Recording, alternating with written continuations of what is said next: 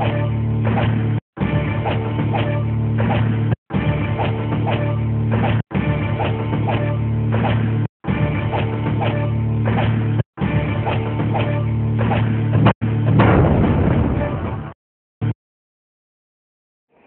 வணக்கம் வணக்கம். இந்த வீசர டிவியில் உங்களை மீண்டும் சந்திக்க எல்லாம் ரொம்ப சந்தோஷப்படுறேங்க. என்னென்ன அப்படின்னு கேட்டிங்கன்னா, இப்போது நம்ம புது நடிகர்கள்லாம் நம்ம தமிழ் சினிமாவில் வந்துக்கிட்டே இருக்கிறாங்க. இந்த மாதிரி நம்ம புதுசாக இப்போ ஒரு சினிமா அந்த மாதிரில வந்து எடுத்துக்கிட்டு இருக்காங்க. சினிமாவோட பேர் பேசாத படம்னு ஒரு நல்ல படத்தை பற்றி இப்போ ஷூட் நடந்துக்கிட்டு இருக்குது. இது போர்ட் பேரில் ஒரு அருமையான லொக்கேஷனில் இதை பற்றி எடுத்துக்கிட்டு இருக்காங்க. இப்போ என்னென்னு கேட்டிங்கன்னா, நம்ம இதில் உள்ள சில நடிகர்கள்கிட்ட வந்து நம்ம ஒரு பேட்டி எடுத்து அவங்களோட அனுபவம் என்ன அப்படின்னு பேசிக்கலாம், நடந்துக்கலாம்னு சொல்லி நாங்கள் ட்ரை பண்ணிக்கிட்டு இருக்கோம். ஸோ அதில் ஊர்லேருந்து ஒரு நல்ல கலைஞன், ஒரு நல்ல ஆக்டர் மிஸ்டர் சேவியர் அப்படின்னு சொல்லிட்டு அந்த படத்தை வந்து புதுசாக அறிமுகம் ஆகிறாரு. அவர் பார்க்க போனீங்கன்னா நம்ம மாதிரியே நார்மலாக இல்லாமல் அவர் கொஞ்சம் வளர்ச்சி கம்மியாக அடைஞ்சிருக்காங்க, வளர்ச்சி இல்லை. இருந்தாலும் அவர் தன்னோட நடிப்பு திறமையை அந்த படத்தில் நல்லா காட்டணுங்கிறதுக்காக அந்த படத்தை வந்து நடிச்சுக்கிட்டு இருக்காரு. இப்போ அவர்கிட்ட நம்ம அவரோட அனுபவங்கள் ஷேர் பண்ணிக்குவோம். அதில் அவர் வந்து அந்தமான் வந்து நல்ல பக நோக்கத்தோடு தான் வந்தாராம். அவரோட ஊர் வந்து ராம்நாடுங்கிற ஒரு ஏரியாவில் ஆரம்பத்தில் ஒரு இடத்துல கிராமம் பேர் அங்கே வந்திருக்காரு. இப்போ நம்ம அவர்கிட்ட வந்து சில விஷயங்களை கேட்டு தெரிஞ்சுக்குவோம். அவர் படத்துக்கு எதுக்கு வந்தார், அவரோட ஃபேமிலி பேக்ரவுண்ட் என்ன, அவர் என்ன படிச்சிருக்காரு, என்ன பண்ணிக்கிட்டு இருக்காரு அப்படிங்கிறத அவர்கிட்ட கேட்டு நம்ம தெரிஞ்சுக்குவோம். ஆனால் இந்த பேருங்கிற நம்ம சார் கூட வந்து நம்ம இப்போ ஒரு 2 நிமிஷத்துக்கு நம்ம பேட்டி எடுக்க போகிறோம். அவரோட வாழ்க்கை வரலாறு என்ன, அவர் அந்தமானில் வந்து எதுக்கு வந்தார், அவர் இந்த தமிழ் சினிமாவில் எதுக்கு வந்தார், அவர் படம் நடிக்க அவரோட ஆர்வம் எப்படி, இந்த சினிமாக்குள்ள அவர் எப்படி வந்தாங்கன்னு நாங்கள் பார்ப்போம். ஸோ என்னை மாதிரி நீங்கள் ஆவலாக இருப்பீங்க நான் எதிர்பார்க்குறேன்.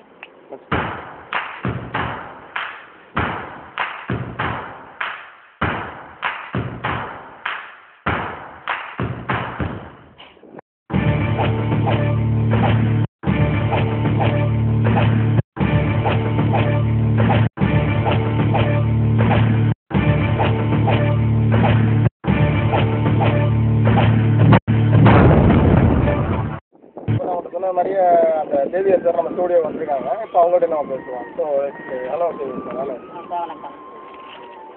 சில கருத்துக்கள்லாம் சொல்லியிருந்தேன். என்னுடைய கருத்து உண்மையான அர்த்தமாக சொல்லியிருந்தீங்க.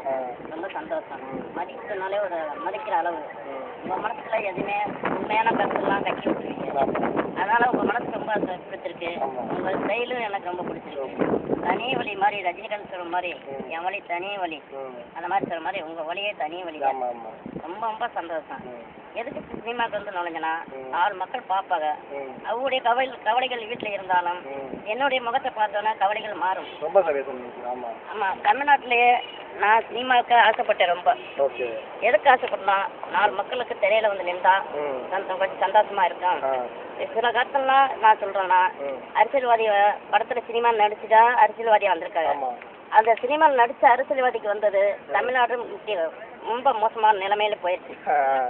ஆமா, அது மாதிரி தமிழ்நாட்டில் அதிகமாக பார்க்க போனா குடி அதிகமாக இருக்கு. இந்த பாக்கு பான் பிராக்கு பானு அப்படி சொல்லல ரொம்ப பெண்கள் கெட்டு போல, அது ஆண்கள் கெட்டு போய் அவங்களுடைய இளமைகள்ல தோற்றங்கள் எல்லாம் வீணா போகுது.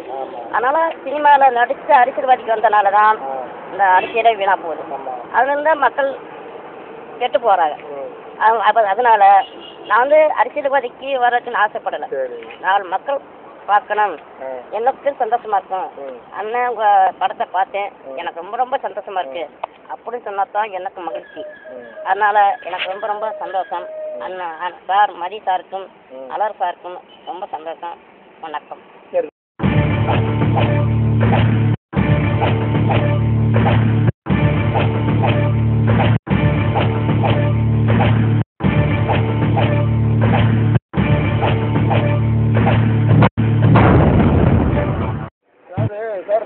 இந்த படத்துக்கு அப்புறம் மேலும் மேலும் நடிக்கிற மாதிரி ஐடியாவா, இல்லை இதுதான் என்னோட முதல் படம், 2வது ஒரு என்டர்டைன்மெண்ட்டாக நடிக்கணும்னு நினைக்கிறீங்களா, இல்லை மேலும் மேலும் உங்களோட வளர்ச்சியை நம்ம மக்களுக்கு காட்டிக்கிட்டே இருக்கீங்களா? இது முதல்ல நான் படத்தில் சேருவேன்னு நான் கனவே காணலை. இது ஆண்டவனுக்கு கொடுத்த விதை மாதிரி. அப்போ ஆண்டவன் கொடுக்குற விதைய நம்ம பத்திரம் பண்ணி வச்சுக்கணும். விதை கிடச்சிருச்சு தூவி விட்டுருவோம் அப்படி தூவி விட்டோம்னா அது பஞ்சமா போகுது. மழை பெஞ்சா தானே அந்த விவசாயம் விளையுது, இல்லைன்னா மழை பெஞ்சா இப்படி விளையும். அது மாதிரி கடவுளை கொடுத்தோம். மீண்டும் சினிமாவுக்கு முயற்சி கொடுத்தா ரொம்ப ரொம்ப சந்தோஷமா இறைவனை நான் வேண்டிக்கிட்டு இருக்கேன். நாலு மக்களுக்கும் ரொம்ப சந்தோஷமா இருக்குன்னு நான் நினைக்கிறேன். நான் அவர்கிட்ட பேசுகிற மாதிரி ஆக்ஷன் ரோலிங். அதாவது சார் நாங்கள் என்ன கேட்க ஆசைப்படுறோம்னா, இந்த கேள்வி வந்து உங்கள் மனசை கஷ்டப்படுத்தலாம், இருந்தாலும் நான் கேட்குறேன். என்னன்னு கேட்டிங்கன்னா, நீங்கள் நார்மல் மக்கள் மாதிரி நார்மல் மனித மாதிரி வளர்ச்சி அடையாமல் நீங்கள் இப்படி இருக்கிறீங்க. ஸோ இதை நினச்சி நீங்கள் வருத்தப்பட்டிருக்கீங்களா, கஷ்டப்பட்டிருக்கீங்களா? வருத்தம் ஒன்றும் நான் படவே இல்லை. இது ஆண்டவன் கொடுத்த வளர்ச்சி. அப்படின்னு ஆண்டவன் மேலே தான் நம்ம பாறையப்படணும் போல நாலு மக்கள் மேலே பாறையப்பட்டா நம்மளுக்கு நல்ல பேரும் கிடைக்காது, கெட்ட பேர் தான் வாங்கிட்டு இருக்கோம்.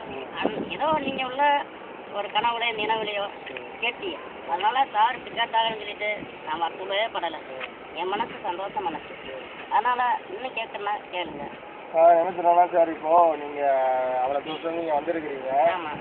சரி, இப்போ வரைக்கும் உங்களோட லைஃப் எப்படி இருக்கு சார்? நீங்கள் படிக்கிற காலகட்டத்தில் இல்லை நீங்கள் வேலை பண்ணுற காலகட்டத்தில் நீங்கள் பல விதமான ப்ராப்ளம் ஃபேஸ் பண்ணியிருக்கீங்க. பல பேர் வந்து வாங்க அப்படி மூவ் பண்ணிட்டு அப்படி என்னன்னு கேட்டிங்கன்னா சார், நீங்கள் பல பேர் வந்து உங்களை சொல்லியிருக்கலாம், இந்த மாதிரியே நீங்கள் வேலை செய்யாமல் இருக்கிறேன், நீ கூட்டாக இருக்க அப்படின்னு சொல்லி இந்த மாதிரி ஏதாவது தெரிஞ்சிருக்கலாம். இதெல்லாம் சரிக்கா நீங்கள் வருத்தப்பட்டுருக்கீங்களா? ஏன் கேட்குறேன்னா சார், நார்மலாக இந்த மாதிரி மனிதர்களை பார்க்குறது கொஞ்சம் அபூர்வமாக இருக்கும். அப்படிங்கையில் மனசு கூட வருத்தம் இருக்கதான் தெரியும். அதை நீங்கள் எப்படி வெளிக்காட்டாமல் எப்படி நீங்கள் உங்களுக்குள்ள மேனேஜ் பண்ணிக்கிறீங்க? நம்ம வெளியே காட்டுறதுனா காயப்பட்டதான் புரியும். நம்ம மனசு காயப்படாத மனசு. அப்படிங்களா? சந்தோஷமான மனசு தான் கடவுள் கொடுத்துருக்காரு. கவலையான மனசு கொடுத்தாருன்னா இன்னும் மீண்டும் எப்படி எப்படியே ஆயிருக்கும். அதனால கடவுளை கீழே விழுவ வைக்கல, இப்படி தான் இருக்கணும் அப்படின்னு காயப்படாம, என் மனசு காயம் இல்லாம நாலு மக்கள்கிட்ட சந்தோஷம் பேசணும், சிரிக்கணும்.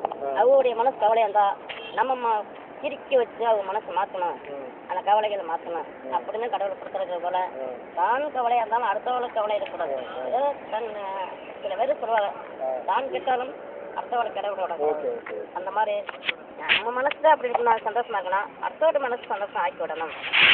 வீட்டில் மனக்கவலை நினைப்பறேன் அப்படின்னு என்ன கவலை தள்ளுங்க அப்படின்னு நம்ம சந்தோஷம் மீண்டும் சந்திப்போம். சரி சார், நீங்கள் இவ்வளோ நேரம் எங்களோட டிவிக்கு பேட்டி கொடுத்ததுக்கு, நீங்கள் இவ்வளோ நேரம் அருமையான உங்கள் டைம் வந்து எங்களுக்கு கொடுத்ததுக்கு, ப்ளஸ் வந்து எங்களோட கலைக்குழுவின் சார்பாக, எங்களோட டீமின் சார்பாக, எங்கள் வீஃபர் டிவியின் சார்பாக நீங்கள் மேலும் மேலும் வளர்ச்சி சொல்லி எங்கள் கலைக்குழுவின் சார்பாக கேட்டுக்கிறோம். நன்றி சார், நன்றி நன்றி.